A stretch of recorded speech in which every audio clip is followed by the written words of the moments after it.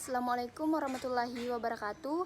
Perkenalkan, nama saya Lydia Pratiwi dari kelompok 9 dengan materi prinsip dasar analisis laporan keuangan. Di sini saya sebagai pemateri pertama. Yang pertama, analisis laporan keuangan. Analisis laporan keuangan merupakan suatu proses yang penuh pertimbangan. Salah satu tujuan utamanya adalah mengidentifikasi perubahan-perubahan pokok pada tren, jumlah dan hubungan dan alasan-alasan perubahan tersebut. Perubahan tersebut seringkali merupakan tanda peringatan awal terjadinya pergeseran menuju keberhasilan atau kegagalan dalam suatu perusahaan.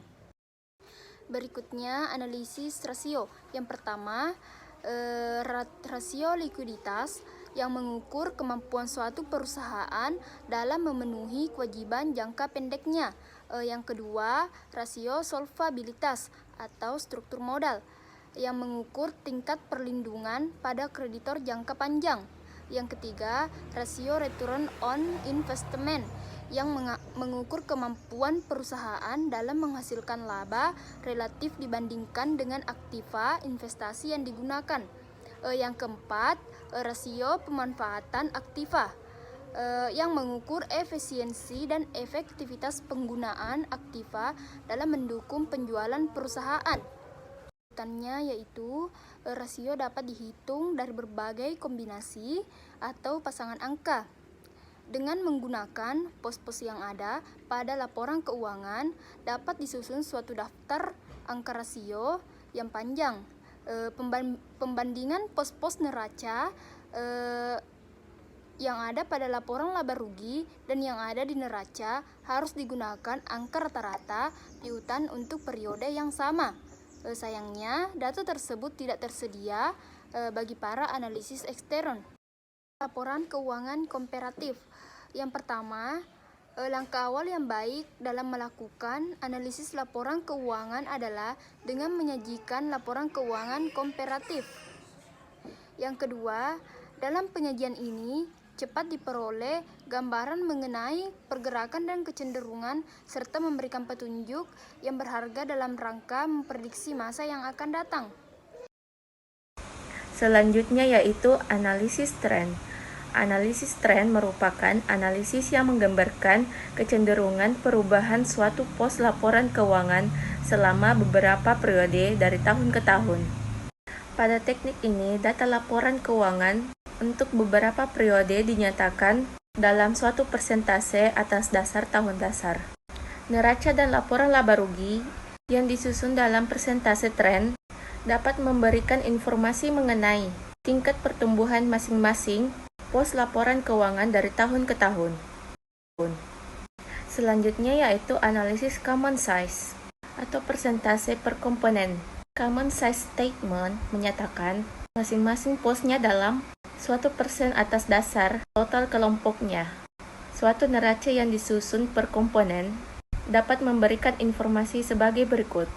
Yang pertama yaitu komposisi investasi atau aktiva, yaitu suatu perusahaan dapat memberikan gambaran tentang posisi relatif aktiva lancar terhadap aktiva tidak lancar.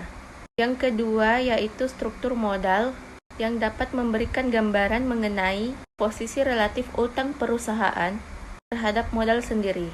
Selanjutnya, jika neraca dalam persentase per komponen ini disusun secara komparatif, itu dapat memberikan informasi mengenai perubahan komposisi, baik komposisi investasi maupun struktur modal.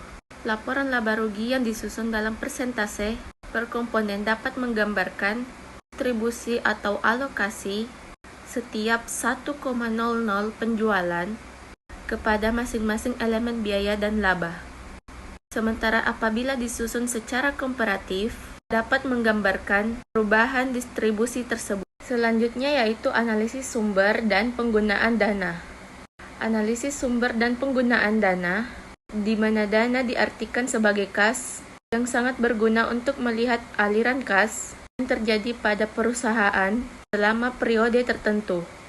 Dengan menggunakan teknik ini, pengelola perusahaan akan memperoleh informasi mengenai sebab-sebab terjadinya surplus atau defisit kas selama periode tertentu, sehingga dapat digunakan sebagai dasar pengambilan keputusan tentang kas. Bismillahirrahmanirrahim. Assalamualaikum warahmatullahi wabarakatuh. Perkenalkan, nama saya Indah Hajar Utami, NIM 1992142108. Saya sebagai pemateri ketiga dari kelompok 9. Pembahasan pertama yaitu mengenai pedoman pembuatan analisis sumber dan penggunaan dana.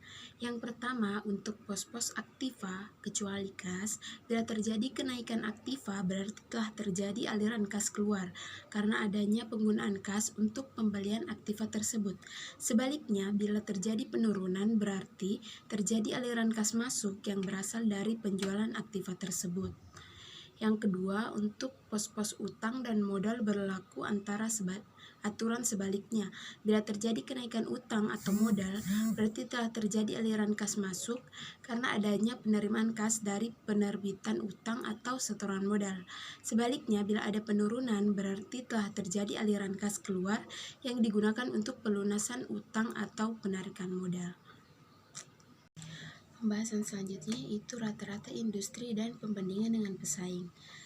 Yang pertama, analisis terhadap laporan keuangan akan lebih bermakna apabila hasil analisis tersebut dibandingkan dengan rata-rata industri dan hasil dari pesaing. Biasanya, data hasil industri dikumpulkan oleh lembaga jasa keuangan.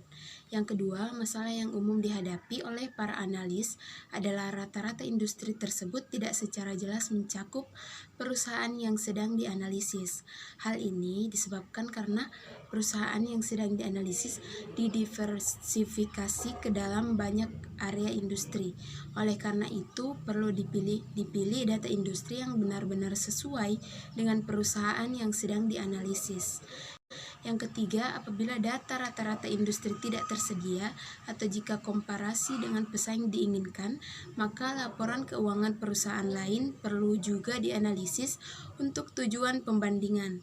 Yang keempat, penggunaan analisis tren, rata-rata industri dan komparasi dengan pesaing utama akan memberikan dukungan dalam rangka menemukan dasar pemecahan masalah.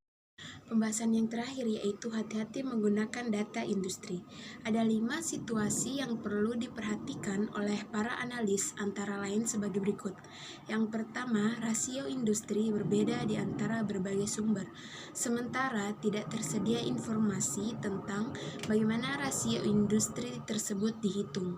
Yang kedua, perusahaan yang sama dapat menggunakan metode penelitian atau pengakuan pendapatan yang berbeda yang dapat mengganggu dipenuhinya prinsip daya saing. Yang ketiga, perbedaan periode laporan keuangan yang digunakan oleh perusahaan-perusahaan yang dikelompokkan dalam satu kelompok industri. Yang keempat, perusahaan dengan kebijakan keuangan yang berbeda dimasukkan dalam satu kelompok industri yang sama. Yang kelima dan terakhir, beberapa data rata-rata industri ditentukan atas dasar sampel perusahaan yang jumlahnya sedikit, sehingga tidak dapat mewakili kondisi industri yang sesungguhnya.